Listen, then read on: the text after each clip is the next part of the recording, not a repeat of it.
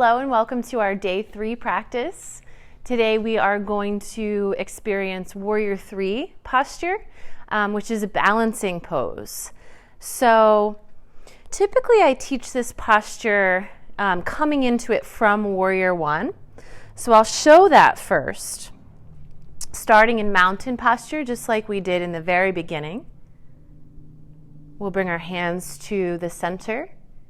And whenever we're working on balance, it's especially important to find your foundation. Not only feeling your feet, but also feeling a connection to your legs, feeling a little bit of a lift in your pelvic floor, and a slight engagement in your abdominals as well. So trying to connect to all of that right away in your mountain posture. Then keep your right foot forward and step your left foot back to find Warrior 1. Remember, in this posture, our legs are spaced about hip width distance apart, so there's room from side to side. And we'll start with just a nice simple version of Warrior 3, where we won't even quite take the back leg all the way up. So for this, find a gaze point. In yoga, this is called a drishti, a focal point. Out on the wall in front of you, or maybe about 6 feet out on the floor in front of you. And keep your eyes glued to that spot as you begin to shift your weight into your front leg while simultaneously straightening it. And you can see I'm keeping my back toes on the ground, or at least my big toe on the ground for this one. And even still, it's quite a strength challenge and a stability challenge in the front leg. So hold there for just a few more seconds with me. And then when you're ready to come out, bend your front knee and feel a nice, soft, buoyant landing. We'll do that on the other side. So when you're ready, step forward to the top of your mat. Take a breath.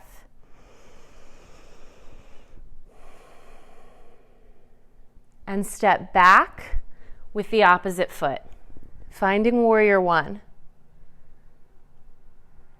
The front knee is bent, the back leg is straight and long.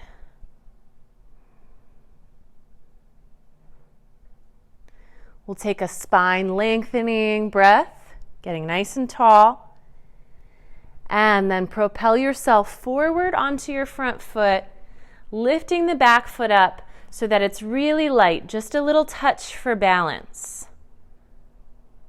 And we'll hold here for a few seconds. The front leg is now straight, but the quadriceps are engaged to protect that knee and keep it from hyperextending. When you're ready, bend your knee deeply and receive your body weight back to equal distribution in the front and the back leg. Okay. We'll step back to Tadasana, mountain, from here, and just regroup. Take a breath and make sure you're still connected to your feet and to that center line of your core stability.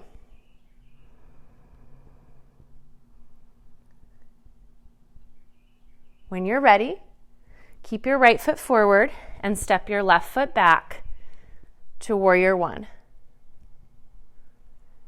This time we're going to try to go just a little bit higher. And you can keep your hands right at the front of your chest or bring them to your hips or bring them to your sides into like an airplane position. So I'll demonstrate this time bringing my hands to my sides. We'll take a breath to get ready. And then, just like we did before, start to shift your weight into that front leg. But this time, see if you can lift your back leg up a little bit higher. Making sure you don't turn out or externally rotate. Keep your toes facing the earth and your hips squared. When you've had enough, bend your front knee and step back to Warrior 1, bringing your hands back to the center of your chest. Take a breath.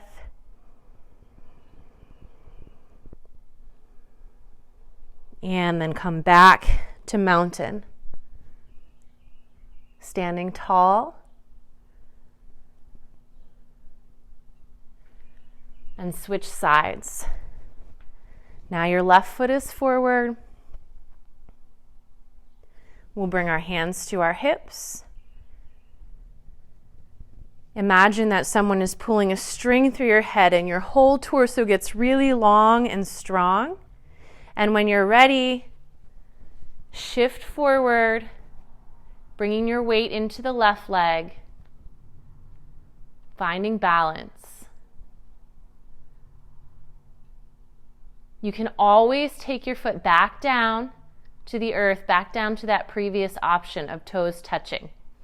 When you're ready to come out, bend your front knee and see if you can land really softly.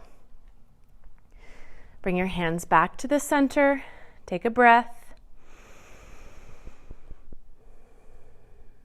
And then come to the top of your mat, back to mountain. So before we go on and try another arm variation, we'll practice some of the arm variations with just the upper body. So sometimes just isolating certain pieces of a posture can help us to have success putting the whole thing together. So from your strong grounded mountain position, bring your arms up and overhead. Put a little softness in your knees, and then bring your arms down by your sides as you tip forward just halfway. You're pressing back through your tailbone here and reaching out through the crown of your head. Then look forward and reach all the way back up. Hinge down. Exhale. And hinge up. Inhale. Exhale. And inhale. And notice that I'm never rounding my back. I'm always staying really long, full axial extension. Just the natural curves of my spine are present. The tendency might be to sort of scoop in the lower back like this. Try not to do that. Pull your belly button towards your spine, staying really strong. We'll do one more of those, this time holding a little bit in that airplane position.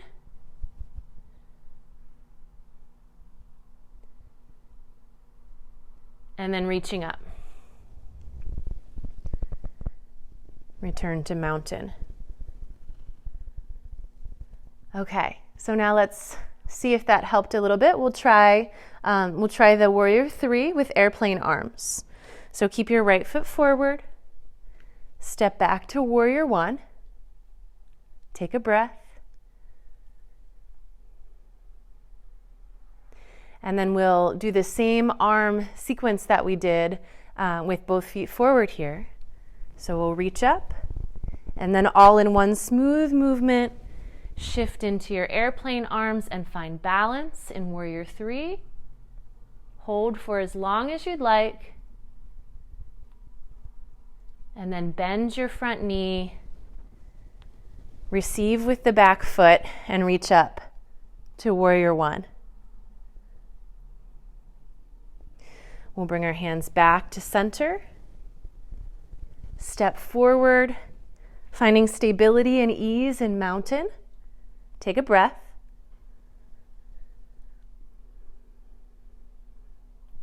And then we'll step back to Warrior 1, this time keeping your left foot forward.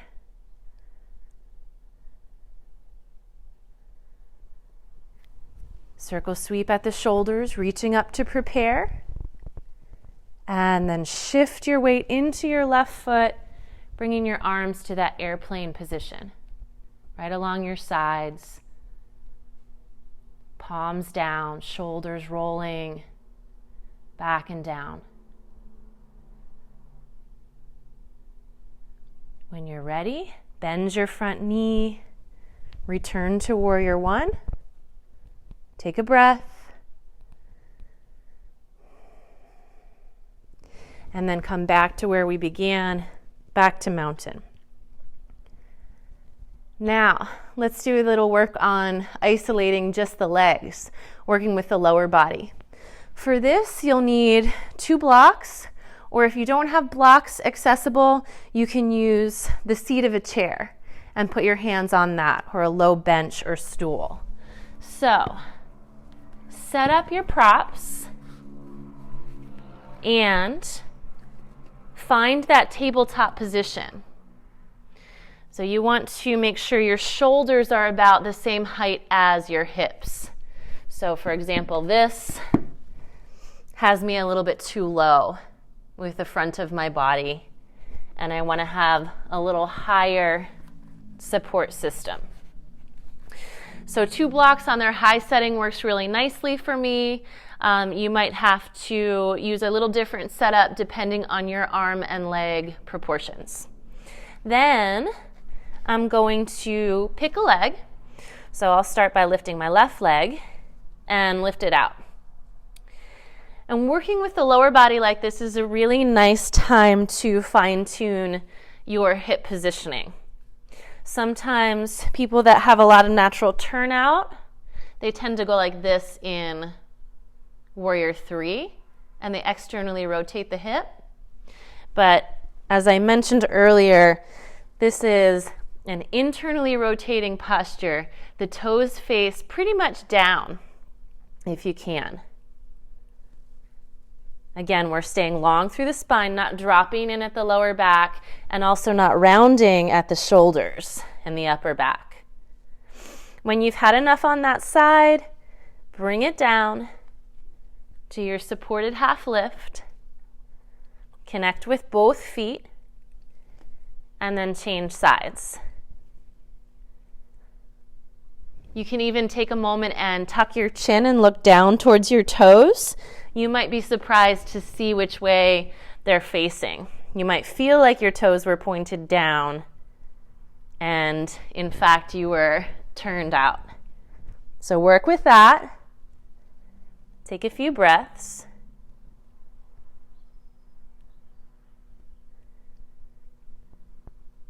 And then lower all the way back to your supported half lift.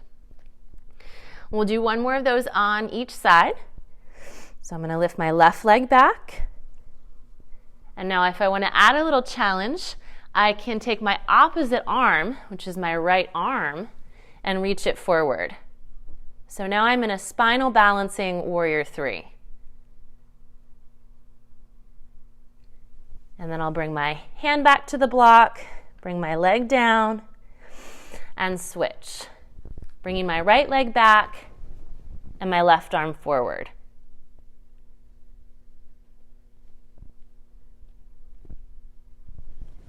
And if you want to, you can even flow that with your breath. Inhaling and reaching out.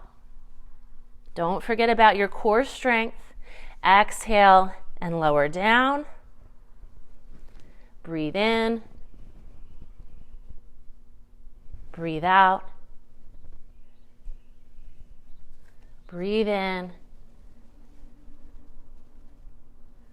Breathe out. And we'll just do one more flowing like that.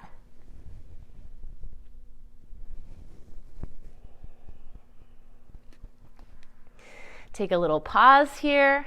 Spread your toes. Soften your knees. And circle sweep all the way up to extended mountain. Bring your hands back to center. Keep your right foot forward and step your left foot back to Warrior 1. You can pick any of those arm variations that we tried so far.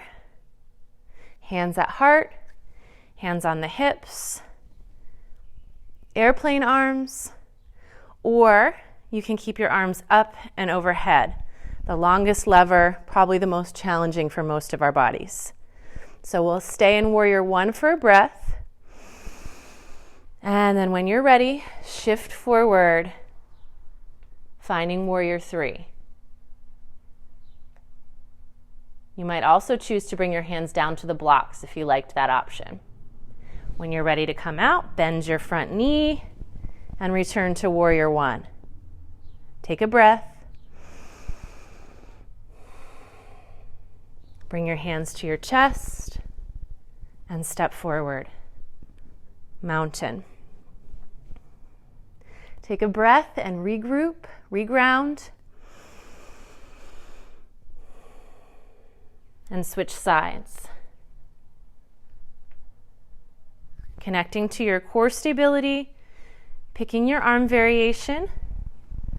It doesn't have to be the same as what you picked on the other side. And shift forward when you're ready. If you feel like you're going to fall, just bend your front knee and come out.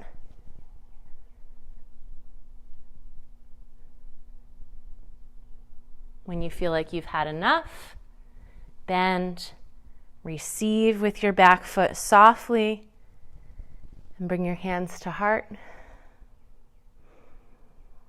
And then step forward to mountain. So that ends our tutorial and flow on Warrior 3.